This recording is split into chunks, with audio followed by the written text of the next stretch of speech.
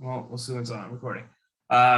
Okay, so if you go to the middle of Yerushalayim, by where all the hotels are downtown Yerushalayim, you will see, if you pay attention, a big building, big campus. It's not just a building; it's a campus, and American flags outside of it. Okay, it's across the street from a park, across the street from the Plaza Hotel, down the block from the Waldorf Astoria, but like really central Yerushalayim. And that is that was an American consulate. Today, the sign says a branch of the American Embassy, Jerusalem. Okay, so what does that mean? So first of all, let's explain what an embassy and a consulate is. Let's start there. Okay, every country that has relationships with another country, I mean, for the most part, I don't know of any country that this doesn't exist with, puts an embassy in that country's capital. Okay, so for instance. I'm assuming Mexico City is the capital of Mexico, but I don't really know that's true. But I'm going to assume so for the time being. Okay. So let's assume Mexico City. So America and Mexico City have good relationships. And Mexico have good relationships with each other. So America built an embassy inside of Mexico City. Okay, and Mexico builds a embassy inside of Washington D.C. Okay, and the person in charge of that embassy is the ambassador. Okay, is that country's ambassador, and you're the ambassador to this country. So the American ambassador to Mexico and the American ambassador to Mexico and the American ambassador to Mexico and the Mexican ambassador to America. Make a switch. Okay, let's file here. Okay, now the embassy plays a number of roles. Okay, the embassy is that country's representative facility in that country. So let's say you are in Mexico and you want to go visit America. You need to go get permission from America. So you obviously don't have to fly. Okay, you don't have to fly to America to get permission to come into America. First of all, that doesn't make any sense. But you go for an interview at the embassy. Let's say you're American, you want to go visit the Ukraine. You have to get a visa from the Ukrainian embassy to go. So you go to the embassy. Now, some countries are very large, so it does not make any sense to go to go to Washington. Let's say you live in Florida, okay? So and you want to go visit Mexico. It doesn't make sense to have to fly to Washington to go get a visa. So each country also opens consulates, okay? And consulates work for the embassy, and in each consulate, the person in charge is called a consul general, okay? And then you can go, let's say you're in Miami and you want to go visit Mexico, so you go to the Mexican consulate in Miami, and that's where you go to apply for a visa. Now, if you live up in Jacksonville, you just totally messed over because they're not going to open up a consulate up in Jacksonville, okay? But for the most part, there'll be one near you, okay? Everybody got it? So let's take Israel, for example. Israel opened up a consulate opened up an embassy in Washington, D.C. is the Israeli consulate. It's actually across the street from the Chinese embassy. Okay, so they opened up an embassy in Washington, D.C. But then there's also Israeli consulates in Miami. There's one in Houston. There's one in Los Angeles. And maybe, if I'm not mistaken, in San Francisco. Okay. Okay, so that's how it works. Everybody's following so far? Okay, it's very exciting, riveting stuff. Okay, the only place that this was not true, okay, the only place that this was not true of is what's it called? Is Israel. Okay, America's relationship to Israel. It's the only place it wasn't true. America opened up an embassy in Tel Aviv. Okay, now why countries didn't open up embassies in Jerusalem, which is Israel's capital? Because some countries believe, actually all of them, except for the United States, and Guatemala, and Honduras, don't believe that Israel's capital is in Jerusalem. Even though Israel said its capital is in Jerusalem, they think it's in Tel Aviv. So almost every single embassy opened up in Tel Aviv, including the United States Embassy, opened up in Tel Aviv. Okay. Then America opened up consulates. It opened up 3 consulates in Israel. It opened up one in Haifa. It opened up one in Jerusalem. It opened up 2 in Jerusalem. I would say 2 in Jerusalem. Now you're automatically asking, why would you need 2 in Jerusalem, right? If you have an embassy in Tel Aviv, plus like the whole country from one end to the other is 6 hours long. So really why you need consulates in the first place? That's an excellent question. I'm glad you asked it. Okay, so but that's what America did. Now America did something even stranger, which is that the consulate in downtown Yerushalayim on a street called Agnon, okay, is it doesn't answer to the American embassy in Tel Aviv. Meaning, right, this is very strange. The consul general doesn't work for the ambassador. That is not true of any other consulate in the entire world of any other country. This is the only one that was like that, okay? And it answered straight to the Secretary of State in Washington, D.C., almost like it was its own embassy. Everybody got it? Everybody following?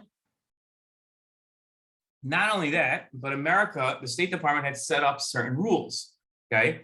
Rebecca, you have a question? I'm definitely going to stop for questions in the middle because this can get very complicated. Go ahead. Yeah. Is the reason they Wait, hold on a don't second. I can't hear you, but that's usually my fault in this thing. But now it's not. Hold on. Wait. Jordan, did you hear Rebecca when she talked? Sorry? Well, I didn't hear you either. Can you give a hand, a thumbs up and thumbs down? You heard her? I heard her, yeah. Oh my gosh. So that means it is me. So why can't I hear? Hold on, let's see if I now try, Rebecca. Let's see. Can you hear me? No, still not. Hold on. Hold on. Okay, now I think it'll work. Go try it. Do you hear me? Yes, now there it works. Okay. Okay. Is the reason that they don't believe like that the capital is in Yerushalayim is because they don't believe that Israel legally has it, like the settlement issue, or is it something else? Yes, so that because when the United Nations made the two states, right, in the partition plan, okay, so Jerusalem was supposed to be an international city. That never happened. The Israelis took the western side of the city, and the Jordanians took the eastern side of the city. Okay, so that never happened. And then in '67, Israel won both sides of the city, and then they took both. Okay, so the international community never recognized that. Okay, and they never recognized Israel taking the western side of the city either, which is like the new city. Okay, so that's why not. Okay, so going back to America's strange behavior inside the consulate in Jerusalem. Okay, so now, America had a consulate that answered to the Secretary of State and did not answer to the ambassador. Okay, very strange thing. And not only that, but the State Department set up rules whereby the people in the Tel Aviv embassy were not allowed to cross the line into what we call Judea and Samaria, Yehuda v'Shomron, what they call the West Bank. They were not allowed to cross the line into there, meaning if you worked at the Tel Aviv embassy and you worked for the ambassador, or you were the ambassador, you were not allowed to go over that line. Rule. Okay. Not only that, right, but the only people allowed to go over that line were people that worked in that Jerusalem consulate on Agron. Okay, got it? It's crazy stuff, right? You weren't allowed to go over. But not only that, if you worked in the Jerusalem consulate, okay, you could only go, if you worked in the Jerusalem consulate, you could only go, let's figure this out, hold on 1 second. You could only go, if you worked in the Jerusalem consulate, hold on, you could only speak to Arabs in the West Bank. You couldn't speak to Jews in the West Bank. So, Sarah, I'm going to test you because I don't know you so well. Okay, you ready? Taking the facts that we have here so far, simple math here. Okay, if you worked in the Tel Aviv embassy and you couldn't cross the green line, okay, into Judea and Samaria, the West Bank, so you weren't allowed to go there at all. And if you did work in the consulate and were allowed to cross the line, but could only speak to Palestinian Arabs, who spoke to Jews over the green line? I'm a little confused. Do you mean like, are you referring to the American embassies that like they're not allowed to do this? Right. This is an American law. Okay. Why? Like, how come? That great question. Let's imagine for whatever reason, and we're going to say this for sure, it's irrational because it is. Okay. So, but right. So my question is like this: simple math here. You ready? American rule for its own workers. If you worked in the Tel Aviv embassy, you weren't allowed to go over the green line. Didn't make a difference why you wanted to go over, who you wanted to go over for, you weren't allowed to go over the green line. If you worked in the consulate and so you could go over the green line, but you can only speak to Palestinians. I am a Jew who lives over the green line. So who spoke to me? A different consulate? The problem with Sarah's answer is that she's like, no, it doesn't make any sense because he's asking who is allowed to speak to me. But the problem is in the two options I gave Sarah, because she's smart, she realizes the answer is no one. But her mind won't let her accept the fact that America wouldn't allow anyone to speak to me. So she's like, well, then it must be another consulate, right? That's what she's saying. But the answer really is, folks, You have no one. right? No one was allowed to speak to somebody like me because we fell through the cracks. That's the nice way of looking at it. The reality was nobody in the American government wanted anybody to speak to a settler. That's how it worked. Rebecca? What about like the actual ambassador? Like when he The came? actual ambassador, and I've spoken to ambassadors, was not allowed to cross over the green line. Okay, you got it? Okay, so that's the story. Now I'll tell you, well, I'm not gonna say because it's being recorded, but in any case, one time, next time you guys see me when we're not being recorded, say to me, hey, we were talking about the ambassadors and you were trying to say something, but you couldn't because you were being recorded. So tell me what it is now. That's the next time. Okay. Okay, so now, right? So now if a settler wanted to speak to somebody for the American government, they actually had to go, okay, they had to go to over the green line and find somebody for the American embassy to speak to, okay? Not the American consulate on their own because they couldn't, okay? Got it? Everybody got it? Okay, so now this in the 1990s under President Clinton, okay, in the 1990s under President Clinton, the Congress passed the law, which President Clinton signed into effect, which stated that the American government recognizes Jerusalem as the capital of Israel and will therefore move the embassy to Jerusalem. Okay. Great. Now, there was one provision in the law, though, that stated that if for any reason, and this is standard, by the way, this isn't just for the Embassy Act, okay, 1995, this is in almost every law that Congress passes that has to do with foreign policy. Since, by the way, the Constitution, the president's really in charge of foreign policy, they'll always throw this line in, okay? And it's an important law, which states that if for national security reasons, the president feels like it would be dangerous to follow this law, the president can sign a waiver and the law doesn't have to go into effect.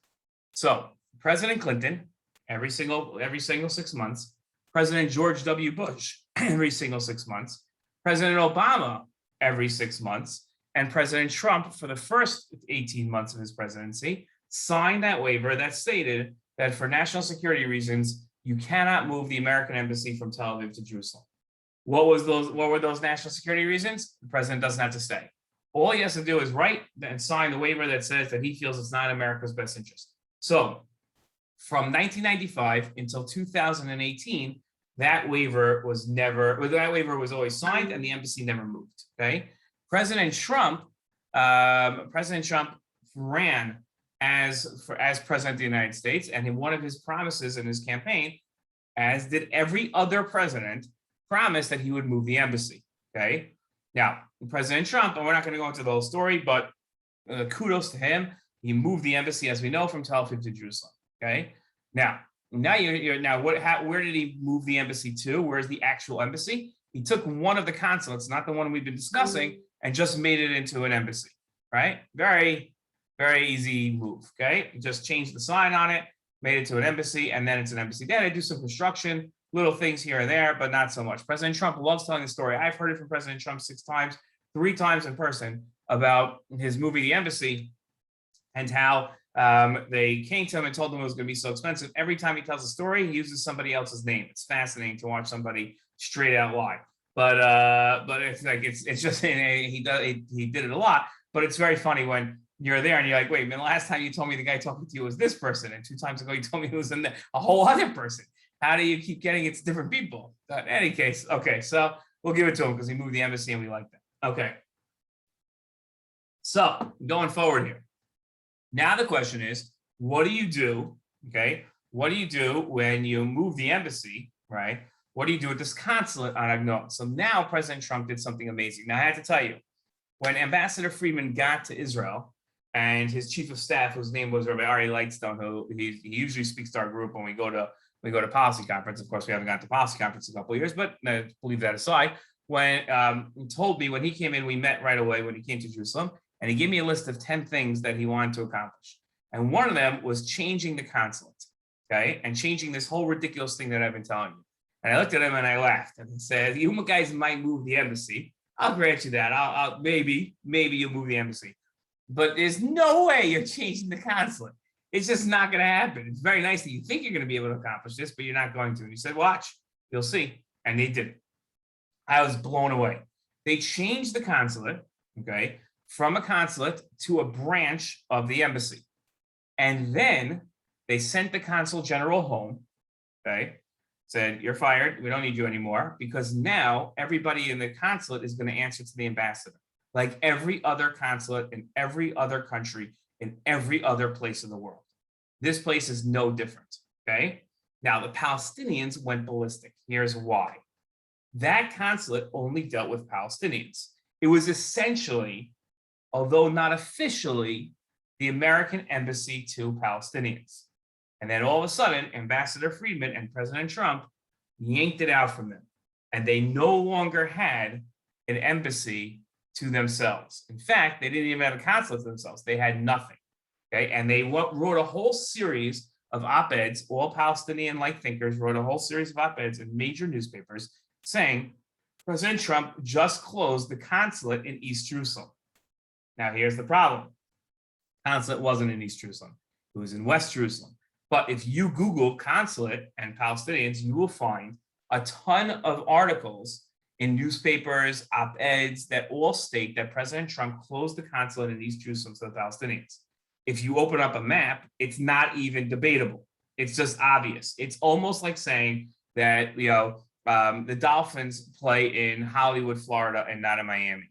All you got to do is open up a map. Is Hollywood, Florida close to Miami? Sure, very much so. Do the Dolphins play in Hollywood? No. Is this a topic that could be debatable? No. You just open up a map and you look where the Dolphin Stadium is, and you see it's not in Hollywood, it's in Miami. Very simple. Same thing with the Agro facility, but nobody checked it out.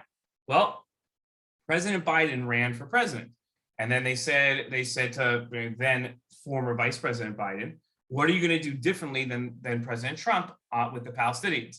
Now, he's not stupid. No Democrat running for president has stated since Barack Obama that they're going to bring peace between the Israelis and Palestinians, because they know they can't. So they're not going to even say that they're going to. So when you ask, what are you going to do and what are you going to do differently, you have to find something that's not so major.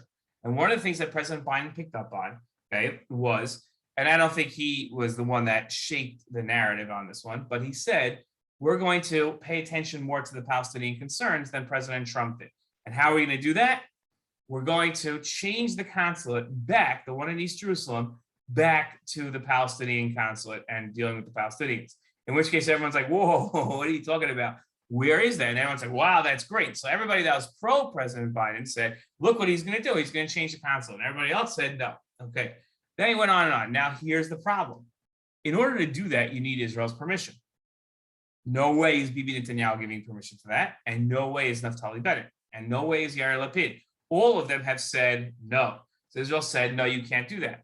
And the Palestinians refused to speak to the Americans until the consulate is changed back. So now everybody's stuck in this catch-22, which is a major, massive controversy today, which is why I'm talking to you about it today. Because it has now been close to a year President Biden has been president. It's been 9 months, okay? And he has not fulfilled his campaign promise. He can't fulfill his campaign promise because he needs Israel to say yes. Now, when he went to Prime Minister Bennett, when Prime Minister Bennett went to the Oval Office and spoke to President Biden said to him, listen, we've got to do this embassy thing. I said I was going to do it. You got to let me make this consulate back into him. And he said, no, we're not going to let you do that. And I'll tell you something. If you force me to, let's say you say, we're not going to provide you aid or we're going to do bad stuff, then I will not be able to hold my government. My government's going to collapse. And then the next guy sitting in this chair is going to be Prime Minister Netanyahu. I don't know if you remember the last time you guys went up against Prime Minister Netanyahu, it didn't work out well for anybody. So do you really want to do that? So the Biden administration is really stuck because they can't force Israel to do this. Israel will not give permission to do this. And Israel really can't politically, no prime minister can do this. So now President Biden is literally stuck. And the Palestinians keep banging on the door saying, hey, you guys promised us this. If you don't do this, you're not fulfilling your promises. We're not going to speak to you. You're no different than President Trump, which is the worst thing you could tell anybody from the Biden administration. Everybody got it? So what's the solution to this problem?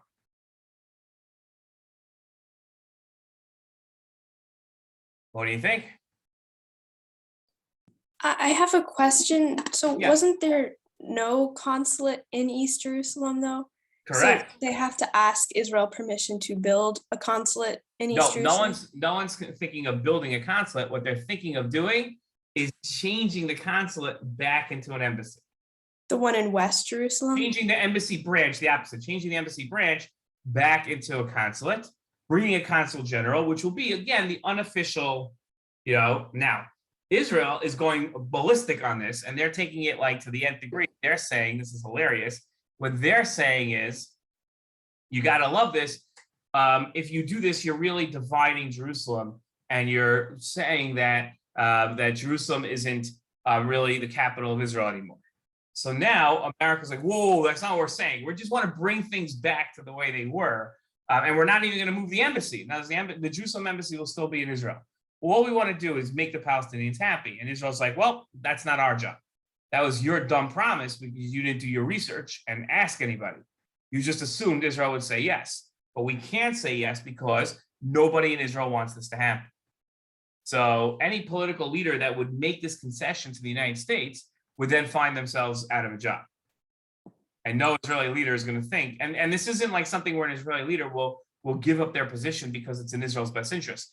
Every prime minister also believes that this is not in Israel's best interest.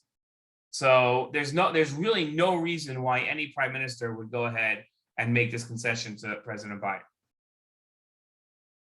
I mean, why don't they build something in East Jerusalem? Is that the same, you're dividing Jerusalem thing? Yeah, that would be even worse. It would be worse. Okay. What Israel said is, listen, you want to have something for the Palestinians, build it in Ramallah. Now, what nobody's asking is, why won't America build it in Ramallah? Ramallah is the current seat of the Palestinian Authority, right? So why won't they build it in Ramallah? Here's the thing. It's unsafe. There isn't an army in the world that could protect the American consulate. It would be essentially like, and I know there's the store target, but imagine just building a massive target in Ramallah, like, hey, all terrorists, you don't even have to go anywhere. We're giving you a target right here. So you could bring the entire United States Marine Corps, okay, which if you remember, they had a base in Beirut and somebody drove a truck bomb up to it in 1982 and blew it up, killing 280 Marines, okay? That would happen again. They would just take all the explosives that they have, Hamas in no time, it would just be inviting an attack. So America can't build in Ramallah, and America can't also say we can't build in Ramallah, because if we say we can't, we build it right, then we're saying like the Palestinians are terrorists. So that can't be an option, which is why America wants it in West Jerusalem, because guess who protects it in West Jerusalem? The Israeli army, okay? And therefore they have the benefits of having the Israeli army, which they would not have in Ramallah. Got it? Is there an area of the West Bank that is like would be safer? My house. I volunteer my house for the Americans because it's tax benefits, and but America couldn't build it in a Jewish settlement for the Palestinians because that's like the greatest spit in the face to any Palestinian, right? So yeah, I even have an American flag already. No problem. It's right there. Here, there it is. See? So, all right. So we could have it, but no, it won't work. Rebecca. Like practically, what actually changed when the embassy was moved? Or was it just like making a statement? A few things practically, but nothing like really major. It's more the statement that matter. Like most of the workers, the Tel Aviv embassy is huge. And there's like 1,000 people work there. So they still all work there. Very few people were transferred over. So like the building is still there. The ambassador's house, you want to hear like David Friedman, how big of a genius he is. Okay, the ambassador's house in Israel was in a city called Herzliya, which is right down the beach from Tel Aviv. Okay, you just drive like a little north. If you were on the beach in Tel Aviv, and you just walked up the beach, like and kept going north, you would eventually hit the ambassador's house. Okay, it was right on the beach in Herzliya. It's a beautiful home. Okay, it was worth $87 million, one of the most expensive residences in Israel. Okay, I've been to parties there where 2,500 people have sat in the backyard. Okay, it is an amazing house, beautiful. My wife doesn't think it's the nicest house on the inside, but that's her opinion. But in any case, I think it's a beautiful home. I would love to live there, but that's not going to happen. So Ambassador Friedman looks at this and says as follows. He says, okay, we just moved the embassy from Tel Aviv to Jerusalem, which means that the American ambassador has to live in Jerusalem now. That's an American law. Okay, so the ambassador has to move. Now, Ambassador Friedman himself, in the year 2000, before he was an ambassador, he was just a private lawyer, bought himself an apartment in Jerusalem. Okay, he has his own apartment. I've been there, beautiful apartment. Okay, so that's his own apartment. So he didn't really, as ambassador, need a place to live in Jerusalem because he had his own apartment, which he was used to. Okay, which is a security nightmare for the American embassy. It's not really allowed for him to sleep there, but he did. Okay, so but he needs an official residence in Jerusalem. So Ambassador Friedman says, look, I'm going to take the consul general's house, which is an okay house that was in that consulate, and I'm going to turn that to the official American ambassador's house. Now that house is really bad. That house doesn't have any bathrooms on the first floor. You have to literally walk. There's no elevator to walk to the second floor to go to the bathroom. Okay, so it's a very impractical home. Why is it built that way? Because it was built in 1901 by monks who probably only went to the bathroom on the second floor. Okay, it literally was built by monks, and the condition that America had in buying that house in 1901 from the monks was that the monks would still be allowed to stay on the property. So on this campus, off to the side is like a small little building where there's still monks that study there. Fascinating. Okay, so. On this facility, Ambassador Friedman changed the residence to Jerusalem, to the consulate. Okay, now this is what he did also. This is great. Then he said, listen, I'm never going to sleep in that place. I don't really care. Okay, I'm going to sleep in my house. So it doesn't really make a difference to me. He said, but one thing that President Trump loves to do is show how he can save money for the American taxpayer. So Ambassador Friedman put the house in Herzliya up for sale. Okay. Now, a man named Sheldon Adelson, who after he purchased it passed away, bought the house. Okay, for $87 million. He bought the house, which means that the American government got $87 million. Sheldon Adelson really liked Ambassador Friedman, so he said to Ambassador Friedman, "You can stay in the house for as long as you want. You can rent it back from me." So then Ambassador Friedman rented the house. The lease ended on January 20th, 2021, when President Biden became president. Then Ambassador Friedman was no longer the ambassador. He quit. Because he didn't want to be President Biden's ambassador. So he left and the house went to Adelson's. Had President Trump won a second term, he would have kept renting the house, being allowed to stay there anyway. But now the new ambassador has to live in this garbage house in Jerusalem, which is hilarious. And that's what Ambassador Friedman set up. Now, the American government is eventually at some point going to have to build the ambassador house. The new ambassador will be Thomas Nines. He hasn't been confirmed by the Senate yet, but he's been confirmed by the committee. So he's like just a procedure away, one vote away from becoming the ambassador. I have no doubt that as soon as he gets to Jerusalem, and Thomas Nines, the ambassador, is a very, very wealthy man. So he's used to a certain lifestyle, okay? I'm not used to the lifestyle, and I'm not a wealthy man, of living in that house in the consulate. It's a very fancy house. It's very nice, but you wouldn't want to live there. Okay, so he's going to get there, and I want to see how long it's going to take for him to need another place to live. I don't know what's going to happen. I think it's going to be hilarious. I actually want to go there the first day and get an appointment there and see what's going to happen when he moves in, because it's going to be pretty funny. I think it'll be actually pretty hilarious. Rebecca. As ambassador, like, do you actually make like policy changes and stuff, or are you just like in charge of like communication? No, you're really you're a nobody. An ambassador's job used to be, before there was something called like the telephone and the internet, you would be the one giving the messages from the president of the United States to the Israeli prime minister. Okay, so but now an ambassador's job in every country, really, because you don't need that. Like Prime Minister Bennett can just pick up the phone and call the White House, right? You don't need an ambassador to bring messages back and forth. So now what the ambassador's job really is, it's more almost like ceremonial, where he's trying to get business contacts so that American businesses and Israeli businesses can do business together. That's what he's really trying to do.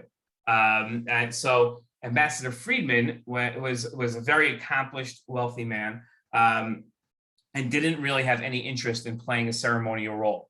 So when President Trump, he was President Trump's personal lawyer when President Trump wasn't President Trump, when he was just Donald Trump. But President Trump said to Ambassador Friedman, I want you to be my ambassador to Israel. So Ambassador Friedman said, look, that's great and everything, but I'm not going there to like cut ribbons and smile. He said, if I'm going to be there, I want to be a policy advisor. So President Trump agreed that he could be a senior advisor. And then Ambassador Friedman said, fine, but now I need somebody to do the ceremonial stuff. And that's what R.A. Lightstone did. R.A. Lightstone was that guy, but also did a lot of the connecting businesses and everything. And then R.A. Lightstone played a major role in the Abraham Accords and getting that done. So it's like win-win for everybody. It's very pretty cool stuff. So Ambassador Friedman like really redid. I admire him like there's no tomorrow. Like there's very few people, especially people in politics, that I actually admire. Very, very few of them. Like I'm talking about, like, I can count them on my hand, and I still have extra fingers left over. Okay, and Ambassador Friedman is one of the. I keep in mind my wife's a politician. Okay, so that's automatically one person I admire. So that's one, and then right, Ambassador Friedman's two. Maybe Ted Deutsch is three, and very few people after that. Okay, so if anybody, so those are the people that I admire. And Ambassador Friedman redesigned everything, but the new ambassador will have no role in policy whatsoever. So right, it's just it's essentially become a ceremonial role, and again, something to to try to that's the story. Okay, good. So that was our first topic.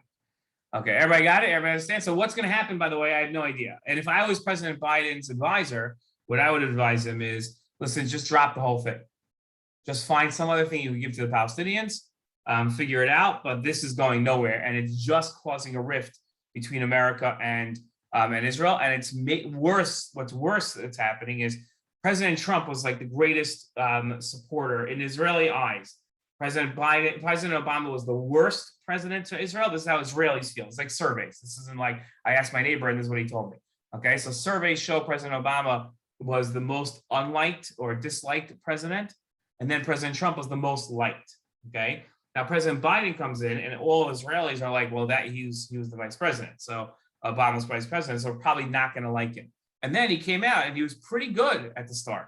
Right, he was when Israel had its battle with Hamas, he supported Israel every single day, and Israelis were basically like, okay, we don't trust him, but he's not so bad, right? Like he's not doing anything bad. Like with Iran, he wasn't doing anything bad. There were a lot of like secret like sabotage missions that were going on in Iran that everybody realized had to be joint missions between the CIA and the Mossad. So people were like, okay, this is good. Now that this Jerusalem issue is coming up, Israelis are starting to say, like, wait a minute, this guy's just as bad as Obama. He's trying to take Jerusalem away from us. And there's no, that's not what, A, it's not what he's doing. And B, he's not going to be able to do that. So why allow yourself, if you're President Biden, to be put into a corner this way for something that you're not going to be able to accomplish? At this point, just cut your losses, right? Be able to say, yeah, I made a campaign promise, but it was out of my hands. The Israelis didn't let me do it. So blame the Israeli government. The Israeli government will gladly take the blame because for them, it looks good to take the blame. Then they can go back to their people and say, look, we pushed off the president of the United States. So everybody wins. President Biden can then find something else to give the Palestinians. He can reopen the Palestinian, it's not called an embassy. It's like the Palestinian offices in Washington, D.C. There's a million things he can give the Palestinians instead of this thing. Right. And then, or you could say, oh, we're going to have the Tel Aviv office work with there's a million things he could do that are politically smarter than just constantly saying one day we're going to open up that consulate for the Palestinians and not being able to do it. Then you just look like you can't get the job done. So like on a political basis, on what's right a basis, it just does not make any sense what the Biden administration is doing. I don't see what the logic in it is. So I would advise them to drop it. I don't know what they're going to do. But I would only advise them to drop it if they I would also tell them you should give something else to the Palestinians. Find something else that they would like. Good. Okay. Let's see. There was two more topics. Hold on. Let's see. We had settler violence. Okay, let's skip to the third topic, and if we have time, we'll go to the second topic. Okay, so should we bolster or isolate the Palestinian Authority? Actually, you know what I want to do? Hold on, we only have like 8 minutes left. What are your questions? Sorry, I don't want to have to talk all the time. What questions do you have about anything that you've seen that went on? Let's hear. Jordan. So recently there's been like a breakdown between relations in Turkey and the US and some other countries like in Europe. Does this affect Israel very much? Turkey and Israel have like a very strange relationship. We used to be Right. allies. And then Erdogan's the president of Turkey, who's like, he's nuts.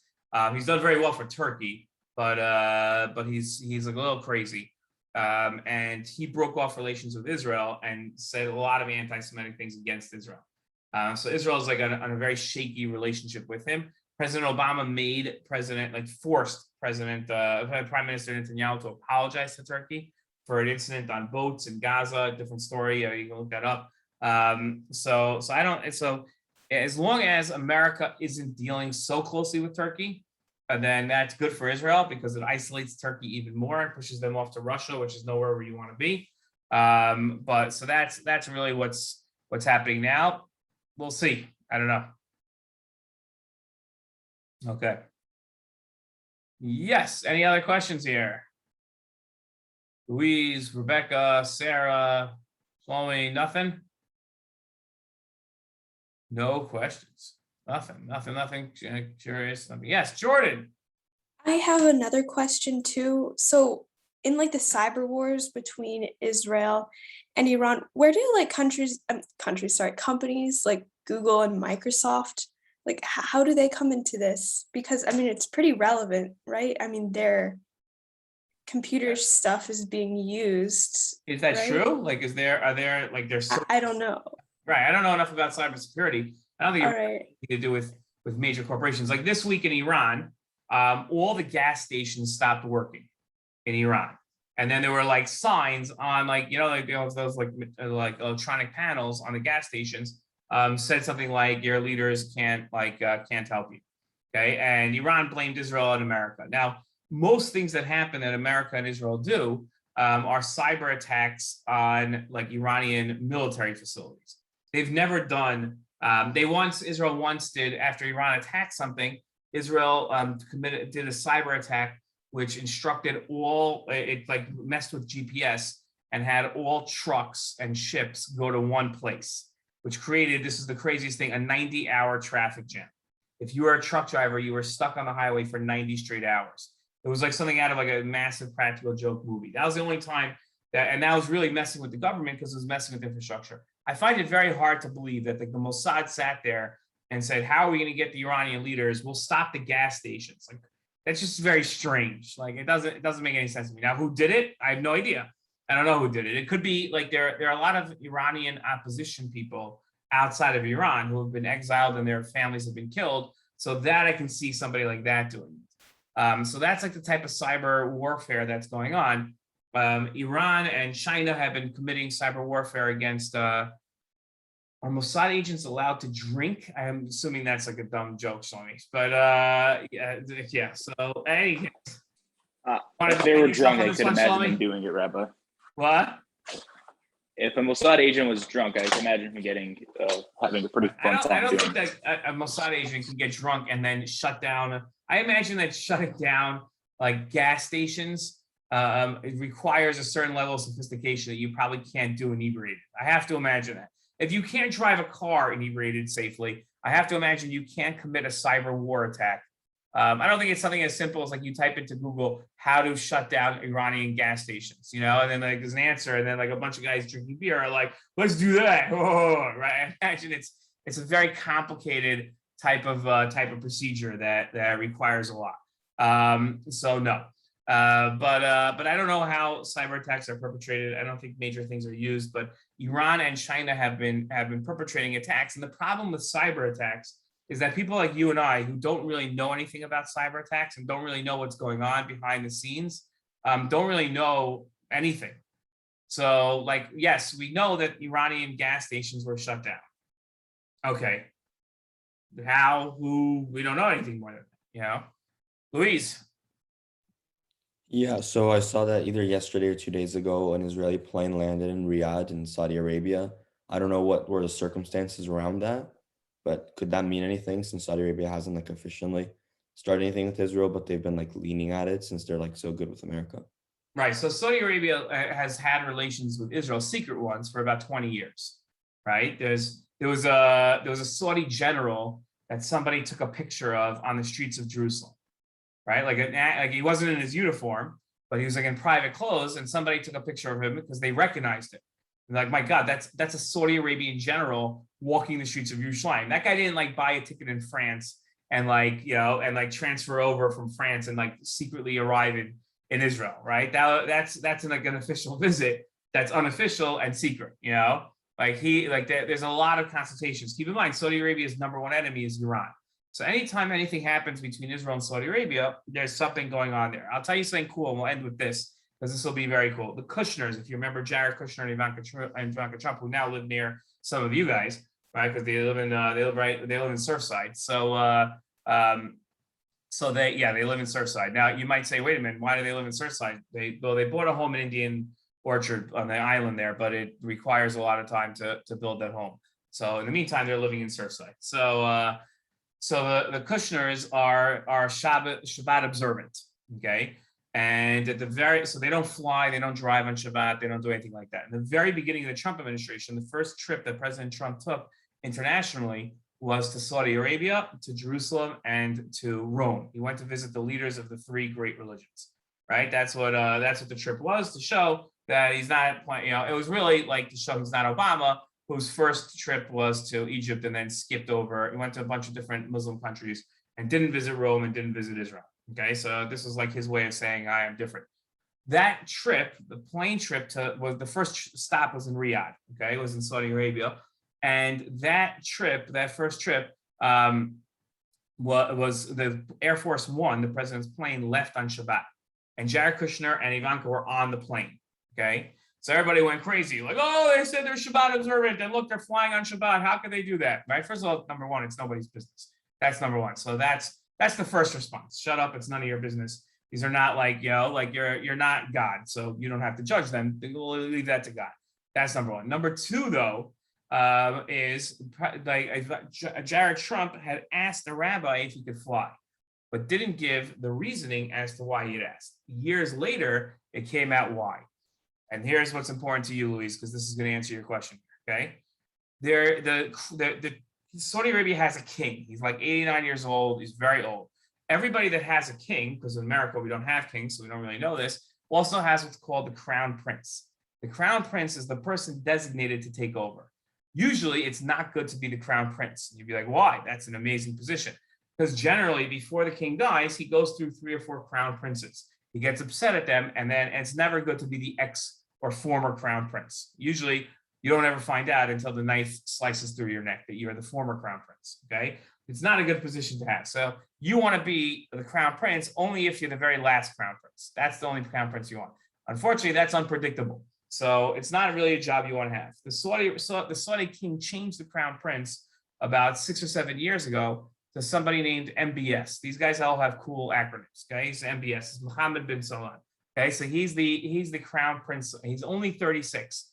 He's the same age as Jared Kushner. Okay, they got on the phone once and they got along great.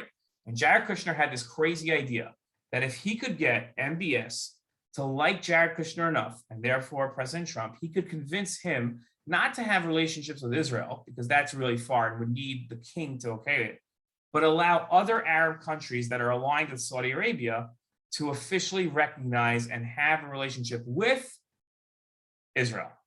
And that was his game plan. Now, and that's what he told his rabbi. He said, I think if I have this relationship, I think if I get there with my father-in-law, President Trump, and I can get this guy aside and we can have fun together at night, I think I could be successful in doing this. It's exactly what he did. So the UAE and Bahrain, 2 countries who only follow Saudi Arabia's lead, were able to sign the Abraham Accords because MBS from Saudi Arabia said it's okay. And and how did that happen? That happened through Jared Kushner and through their military relationships and intelligence sharing relationships with Israel. So yes, There's big stuff happening, and has always happened between Israel and Saudi Arabia, but it's always unofficial. Good. One day we hope that it'll be official. I know that there are people working on it. That's for sure. Okay. Folks, I got good, exciting news for you. Okay. If you live in South Florida or you want to come to South Florida, on November 17th, if you take the day off from school that day, we're going to do a South Florida lobbying trip. Now, you might say, Rabbi, come on, why are you doing it during school? We'll do it on a Sunday. Well, we could do it on a Sunday, except for the fact that you can't go lobbying because nobody's offices are open on a Sunday.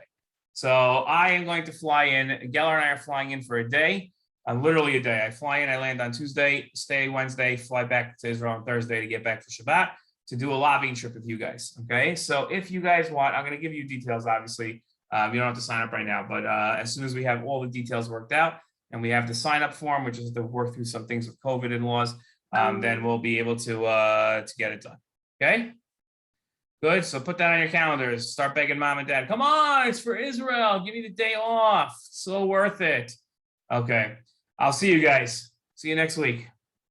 Thank you. Thank Hi, you. Rabbi. Thank you. Bye, guys.